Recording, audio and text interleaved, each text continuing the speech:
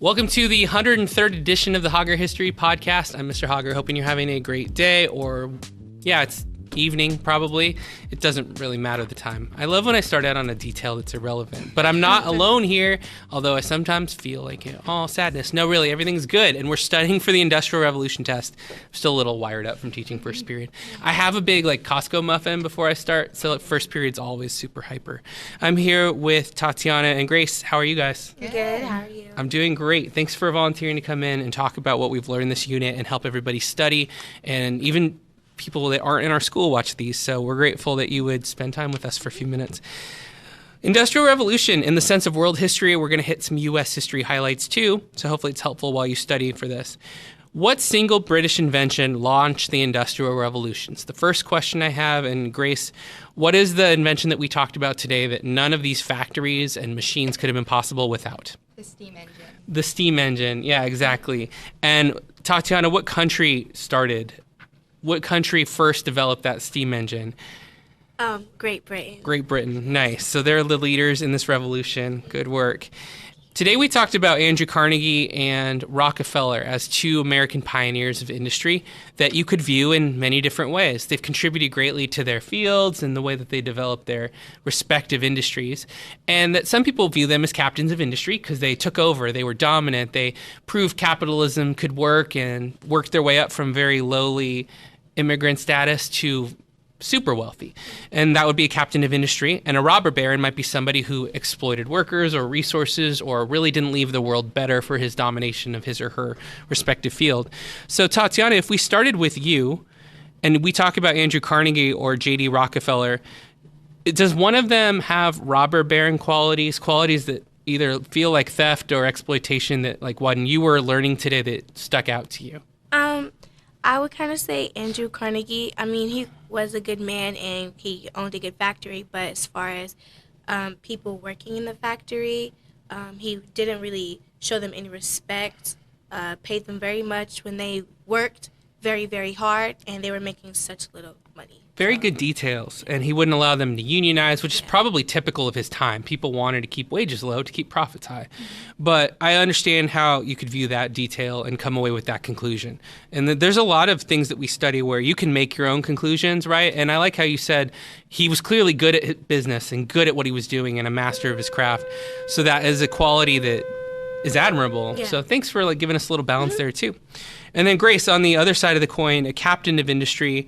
Since Tatiana took Carnegie, what's something about Rockefeller that you thought was some qualities of a captain of industry? So for J.D. Rockefeller, I really think he was a captain of industry because he really was just a philanthropist who he just really industrialized oil in the United States in the time he was living.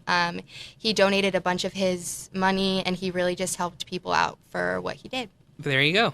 And you could even mention, too, if you're studying, that oil became necessary for all machines and factories, and without him, we wouldn't have had the resources as cheaply as we did to manufacture everything else that was done. So almost every industry thrived off of his creation and his advances. Very nice, you guys. Good start.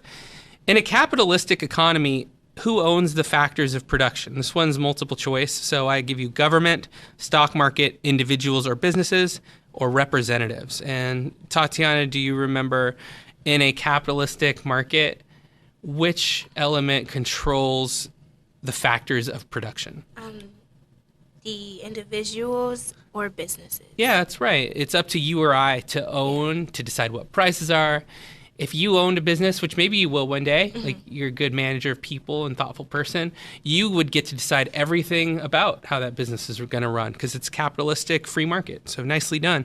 And then I, as a consumer, would say, I will buy or won't buy whatever you're selling based on the prices you set. And that's how you figure out if you're too high or too low, or if it's working out for you. Good. Grace, what four industries fueled the American Industrial Revolution with the hint of the acronym ROSE? I would say railroads, oil, steel, and electricity. There you go. Nice. Those four things really pushed the United States far ahead. Nicely done. The next question, I work in a graph, which I was like, how am I going to display this? I'm like, I can move paper is the thing. You can see that one of the lines, which is not color-coded on the exam, which is kind of a bummer, but it's the United States is kind of the lighter line on the graph. I'll probably superimpose it here on the screen. The United States really starts to outpace Germany and France and Great Britain and become dominant in producing coal, iron, and steel. So there's a little chance for you to analyze a graphic there. And we'll flip over and look at some other questions here. We're halfway home. 3 resources that were discovered in mass during Manifest Destiny. So as the United States moved west, there were lots of resources found in the ground. What kind of things did we find in the United States that were really great for manufacturing or trade or making money? Tatiana, can you give me maybe one of the things you remember today from that map that we looked at on the screen that we see, or something that you know we make in the country? I think Let's use our California example. How come a lot of people rushed to California? What was in the ground that people wanted that was worth a lot of money, could be made into jewelry and resources? gold, Yeah. So we found gold in lots of different Yeah, areas where there was gold. fresh, cold water. copper, Copper, steel. steel. Yeah, lots of different minerals that were useful. Great job. Any others, Grace? Timber and oil, definitely. Yep, nice. There's a lot of things we could talk about. Food. We could talk about cotton and animals that can be used for products and meat. So plenty and plenty. Great job, both of you. Nice work. And I asked the question towards the end of the day, why was the Industrial Revolution revolutionary? And then I gave the definition, because there's lots of different definitions of a revolutionary. Things that once they happen, they never undo, like Justin Bieber. You just can't take it back, even though some people want it to go away, you know? What kind of stuff did we talk about today? It was a pretty long lecture for what we normally do that makes this time period revolutionary. Is there any one of you that wants to reach out and take something there? They're Okay. very kind to each other. So I would say what made the Industrial Revolution revolutionary is pretty much just everything becoming more factory-based, more factories, more industrialness, just people really working together, even though the factory conditions might not have been the best. Just like the factories happening, you'll never go back on that, and it still affects us today. Nice. That was great. It definitely did change the way a lot of things were produced. Tatiana, who did we look at that was in those factories? We looked at a lot of pictures today. Who was working for the first time? Was it the kids? Yeah. Yeah. We were looking at a lot of picture of younger children's work. Younger kids working. I think we talked about how they had to work because of the family that they were born into were already poor, so they needed kids to work too. That's right. And that kind of changes the course of like what childhood was going to be and how families were needing to make money to live in cities. Mm-hmm. That's really good.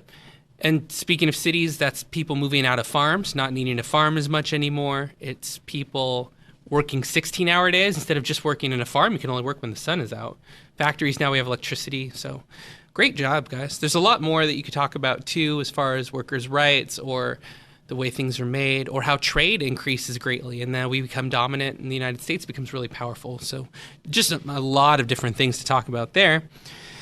What did it change? How was it revolutionary for human-environment interaction? How did it change the way that we as people interacted with our natural resources in the world around us?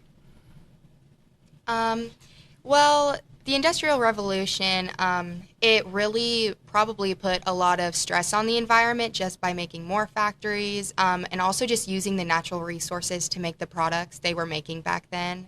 Definitely had an impact on the environment. Very well done. I think that answers it pretty well. You could talk about the mining that we did for oil or for gold, or even that people had to move to those cities, so that changed the way that we used water or land. Those are all good things to mention. Nice. Wow. How does all this, everything we've talked about, expand capitalism? Because it was a theory, it was a British theory before, but how does this time period change how we can maximize resources to make as much money as possible? Maybe Tatiana, maybe you could talk about how you see it as far as like, if we all used to be small farmers, then all we grew was some crops, and we would share with each other, and we would trade, and if we had extra, we would sell, right? But then how does it change now for a guy like Rockefeller or Carnegie, who you learned about today? How come he was able to make so much more money, or how did capitalism change in the way that you think about it?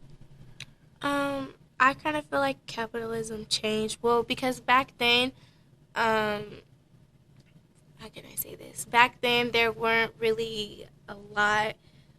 There was farmers, but people weren't. There were a lot of poor people, and the people who owned the factories didn't give them as much. But now today, we could make crops, sell them, and make it into a brand and stuff. Nice. So make lots of more money by doing that. There you go, like mass production. Yeah. Nicely done. And I think that also changed how you could market that brand to the whole world. So instead of just selling to the people in your neighborhood or the people that you live around, now suddenly you could sell to everybody because you could get ships everywhere across oceans, and that was a really good point to bring up.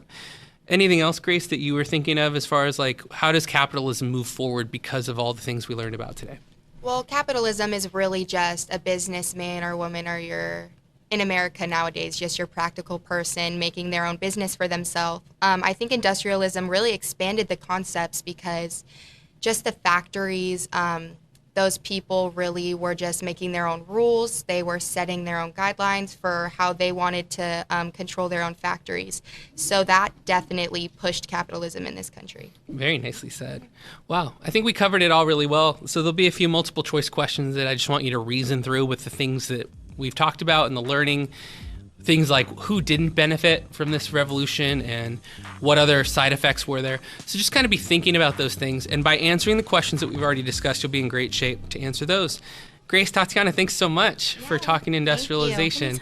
I'm glad we didn't factory produce this. It was very custom and personal, and we appreciate that. Until next time, don't forget to like and share and subscribe, and we'll see you in test day and on our next edition. And until then, everybody, class is dismissed. See you later. Thanks a lot.